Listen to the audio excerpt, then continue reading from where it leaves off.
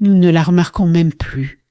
Tête baissée, les pouces qui défilent, des conversations à moitié entendues, des moments à moitié vécus. L'addiction ne semble pas dangereuse, parce que tout le monde le fait aussi.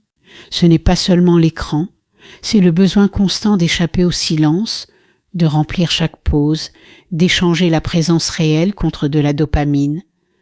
Les addictions les plus effrayantes ne sont pas cachées, elles sont normalisées, et pendant que les adultes baissent les yeux vers leurs écrans, les enfants regardent. Ils observent ce monde où chaque silence doit être comblé, où l'ennui semble interdit, où chaque instant libre est aussitôt rempli. Alors peu à peu, eux aussi apprennent à baisser la tête. Les jeux deviennent des écrans, les histoires deviennent des vidéos, et l'attention devient fragile.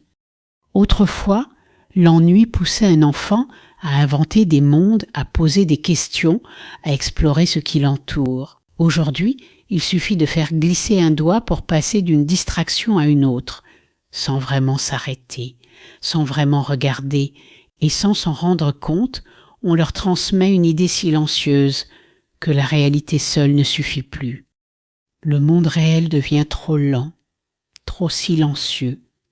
Lire un livre devient difficile, écouter longtemps devient fatigant, réfléchir profondément devient rare. L'esprit s'habitue à la vitesse, aux images rapides, aux récompenses immédiates, et tout ce qui demande du temps, apprendre, comprendre, créer, semble soudain beaucoup plus difficile.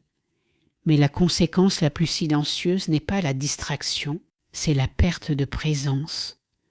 Être quelque part sans vraiment y être. Avec le temps, les conséquences deviennent plus visibles. La capacité de concentration diminue, la patience devient plus rare. Il devient difficile de rester longtemps sur une seule activité.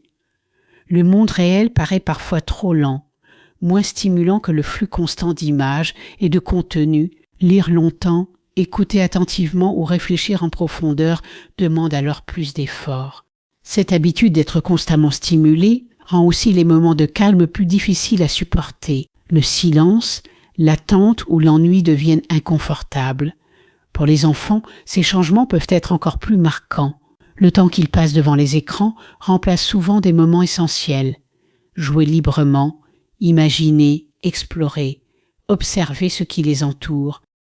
Or, ce sont précisément ces expériences qui développent la créativité, la curiosité et la capacité à se concentrer. Peu à peu, une relation différente au monde s'installe, être présent physiquement quelque part, mais l'esprit ailleurs. Et c'est peut-être là la conséquence la plus discrète, la difficulté croissante à vivre pleinement l'instant. Les journées passent, les moments s'accumulent. Mais beaucoup d'entre eux glissent entre nos doigts, sans vraiment être vécus. Il n'y a pas de catastrophe visible, pas de rupture brutale, seulement une présence qui s'efface peu à peu.